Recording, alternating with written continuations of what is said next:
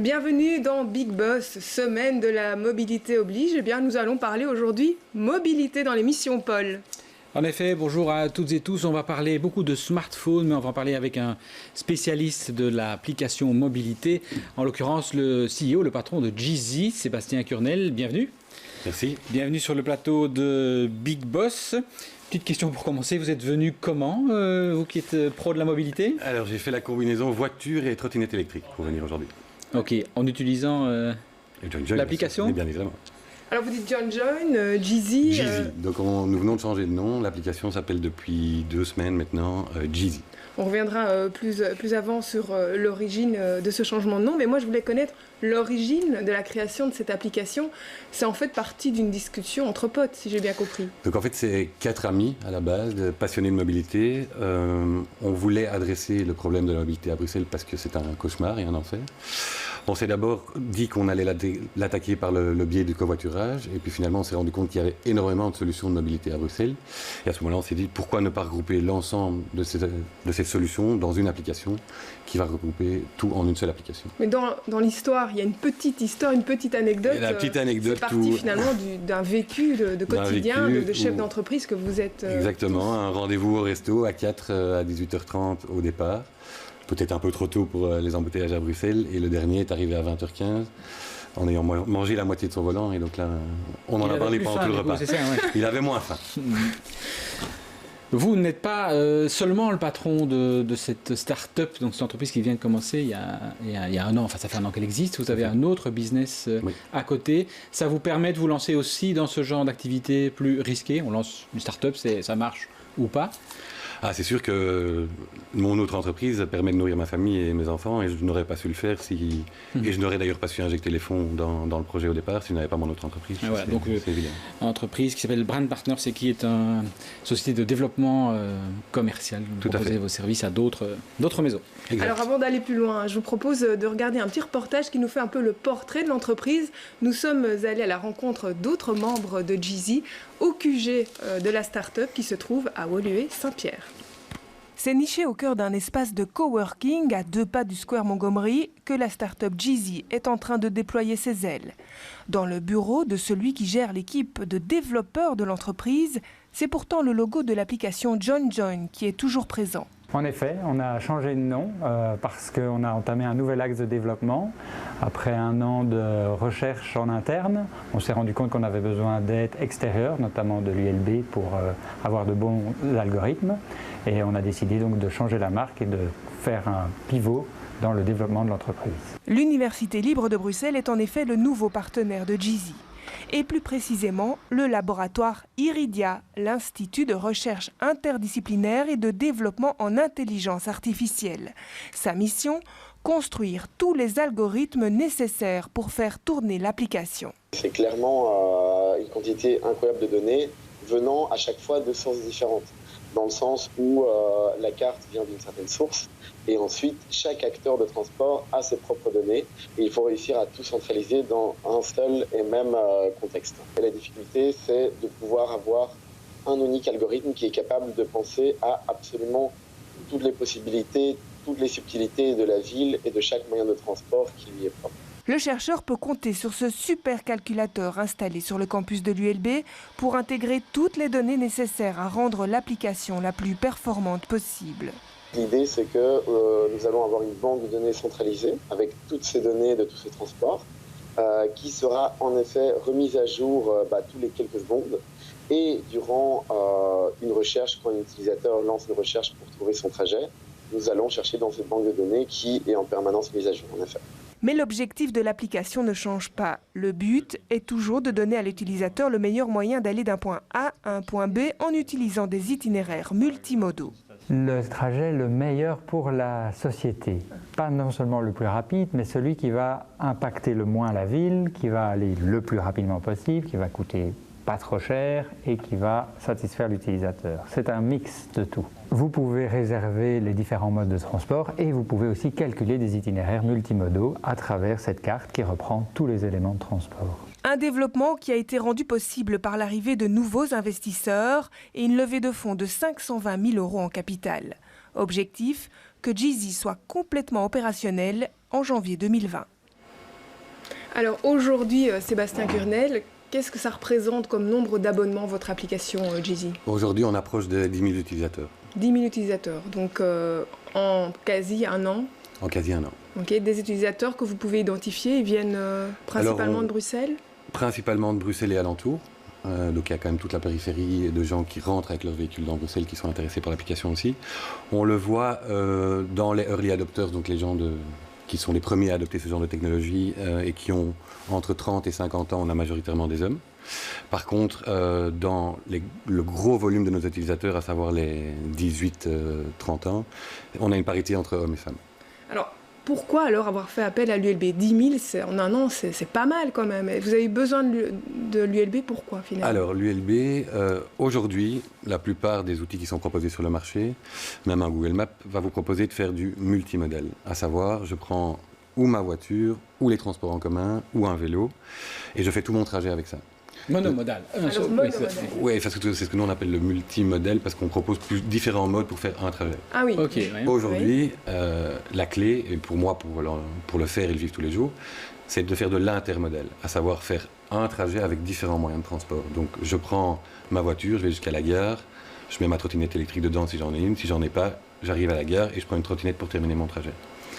Faire de l'intermodal intelligent est hyper complexe. C'est super compliqué, il faut arriver à intégrer des paramètres... Mais le champ des combinaisons possibles et du combinatoire est gigantesque, et c'est la raison pour laquelle on avait commencé à discuter avec le professeur Bersini, et qui nous a dit, voilà, nous on peut vous aider et vous soutenir en termes... Le big boss du laboratoire Iridia. Le big boss de Iridia et qui est connu au niveau mondial en termes d'intelligence artificielle et d'algorithmes, nous a proposé son aide, on l'a croisé par hasard, et donc effectivement, sans eux, cet intermodal intelligent est très très compliqué à faire. Donc la clé pour vous, c'est les mathématiques? La clé, c'est les mathématiques dans un premier temps pour proposer des trajets combinatoires intelligents.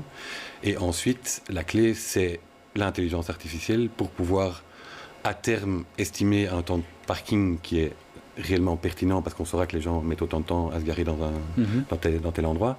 C'est de pouvoir dire, OK, on vous propose de faire un trajet voiture, train, puis trottinette électrique, mais de vous donner une certaine probabilité que lorsque vous arriverez, il y aura bien une trottinette électrique.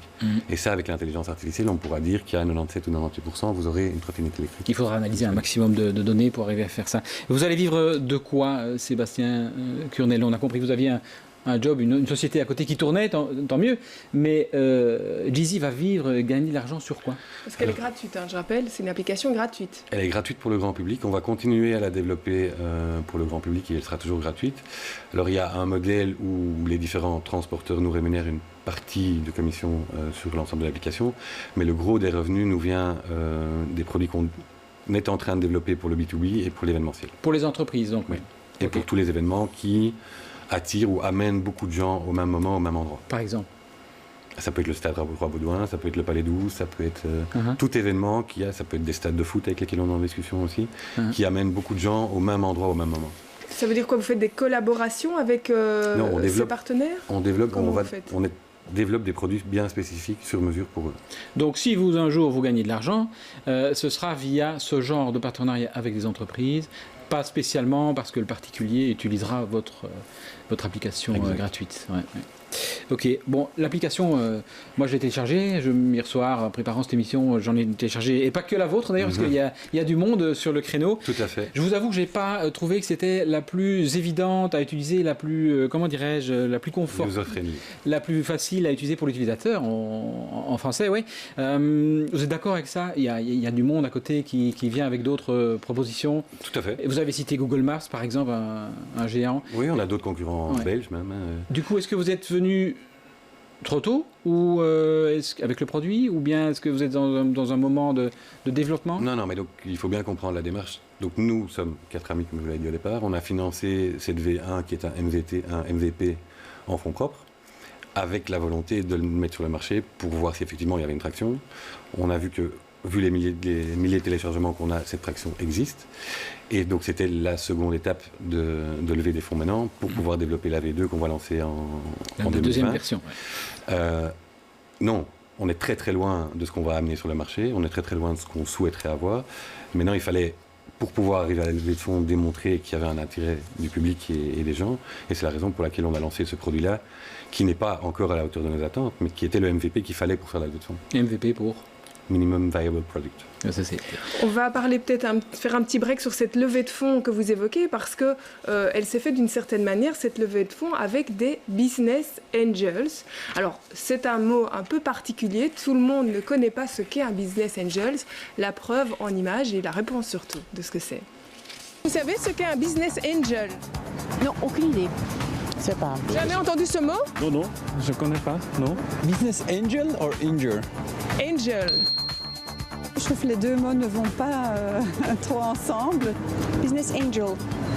Alors, je dois y aller parce que... Petite définition. Ça pourrait être... On n'a vraiment aucune idée. Un business angel. C'est quelqu'un qui sait faire des affaires, ça. Non, je suis pas sûr. Je penserais que c'est plutôt un business requin. C'est quelqu'un qui est une société en difficulté, éventuellement, qui vient l'aider pour améliorer ses résultats. Un business angel, c'est quoi? C'est un investisseur privé, donc qui va vraiment investir son propre argent dans une entreprise innovante et à forte perspective de croissance, donc autrement dit, une start-up. Et en plus de cet argent, il va aussi mettre à disposition de l'entrepreneur son carnet d'adresses, son expérience, ses compétences et aussi son temps. Et donc en échange de cet investissement, il acquiert une part minoritaire de l'entreprise. Voilà, comme ça, on sait un peu mieux ce que c'est qu'un business angel. Vous avez aussi fait appel à Brustart, qui est une filiale de Finance Brussels, hein, donc l'ancienne SRI B, pour à peu près la moitié de ce montant des 525 000. Ça va servir à quoi? À faire du développement en intelligence artificielle? À faire du développement global, donc l'expérience utilisateur de l'application, intégration, tous ces algorithmes et l'intelligence artificielle, et donc à pouvoir avoir une version V2 pour 2020 qui sera beaucoup plus complète et beaucoup plus facile d'utilisation pour les utilisateurs. Ok, et la rentabilité de Jeezy, vous la voyez à quel moment? Pour le moment, c'est une start-up. J'ai été voir les comptes. Les premiers comptes, forcément, ils ne sont pas dans le vert, mais c'est normal pour une start-up. Tout à fait. Mais quand est-ce qu'ils seront dans le vert, selon vous? Mais donc, l'idée est et on a pas mal de contacts B2B pour l'instant, donc de lancer les premiers contacts et les premiers contrats pour début 2020. Avec les entreprises, oui. De consolider l'ensemble de la Belgique jusqu'à fin 2020. Donc là, il y aura encore quelques investissements réalisés et d'avoir une rentabilité qui débute en 2021. Ok, vous parlez de B2B, donc de ces offres vers les entreprises, oui, qui sont évidemment très importantes à Bruxelles. Si elles ne sont pas engagées dans la mobilité, on a un problème. Là-dessus, la concurrence est rude aussi. Dans l'écho tout récemment, on a eu l'annonce de Skipper, qui est un concurrent, donc c'est un bébé de D'Ieteren, oui, qui lui aussi est sur ce genre de créneau et qui a décidé de développer une offre pour le budget mobilité de ses employés. Vous n'arrivez pas à un moment un peu trop tard, ou bien est-ce que vous pensez qu'il y a encore moyen d'exister par rapport à... On cite D'Ieteren, mais il y a aussi Google Maps qui est juste un géant avec d'autres moyens. Alors, ce qui va faire la différence, selon nous, c'est la qualité de la recommandation. Donc oui, on va tous dans la même direction. On va tous vers le B2B parce que c'est nécessaire aujourd'hui et que ce n'est pas le B2C qui va nous faire vivre avec une application qui est gratuite. Donc on va tous vers le B2B, ça c'est certain. Et ce qui va faire la différence demain, c'est la qualité de la recommandation que vous allez recevoir. Et donc vous allez vous dire, ok, moi je prends plutôt cette application-là parce qu'elle est plus pertinente, parce que les informations que je reçois sont meilleures. C'est la raison pour laquelle nous on développe tous ces algorithmes maintenant. Et qu'on pense, et on espère en tout cas, qu'on sera celui qui donnera la meilleure recommandation intermodale sur le marché demain. Parce que vous serez actif à un endroit précis et vous ne ferez pas tout comme un géant style Google qui n'aura peut-être pas la même pertinence, c'est ça, localement? La raison pour laquelle Google n'a pas encore fait ça partout, c'est qu'intégrer... Vous avez tous les acteurs publics qui, eux, ont l'obligation de mettre cette API, donc cette information à disposition des partenaires. Tous les acteurs privés, c'est une négociation au cas par cas. Donc vous devez aller voir DriveNow, Cambio et autres, et eux vous donnent accès à leur information, oui ou non, Interparking, voilà. Ça prend énormément de temps. Dans cette première année de JoinJoin, quand ça s'appelait encore JoinJoin, 80% du temps on était dédié qu'à ça. Donc vous devez aller, demain vous allez à Anvers, vous devez aller voir les vélos Stad van Antwerpen pour les intégrer dans l'application. Il faut aller voir tous les parkings d'Anvers, il faut faire des deals commerciaux avec chaque acteur. À partir du moment où vous êtes suffisamment gros, on peut imaginer que les acteurs viennent à vous et que vous ne deviez plus aller les solliciter. C'est ça la grosse différence. Ouais. Vous devez convaincre. Eux, on les connaît avant qu'ils rentrent dans le bureau. Oui, mais pour l'instant, ils ne le font pas de par cette complexité-là. Il faut savoir aussi qu'intégrer chaque fois un nouvel acteur, ce n'est pas un tuyau standard ou classique que vous prenez et que vous pluguez. Toutes ces sources d'informations sont différentes. Donc il y a énormément, dans les coûts informatiques, il y a énormément qui est dédié au fait de connecter chaque tuyau chez vous. En tout cas, c'est une application qui ne refoule pas la voiture. Vous avez pour ambition aussi d'intégrer, on a parlé des voitures partagées, mais la voiture du particulier, ou c'est banni de vos algorithmes? Non, c'est absolument pas banni notre algorithme. On n'est absolument pas contre la voiture. Et d'ailleurs, une des différenciations qu'on va faire dans notre nouvelle application également, c'est d'intégrer tous vos moyens de transport qui vous sont propres.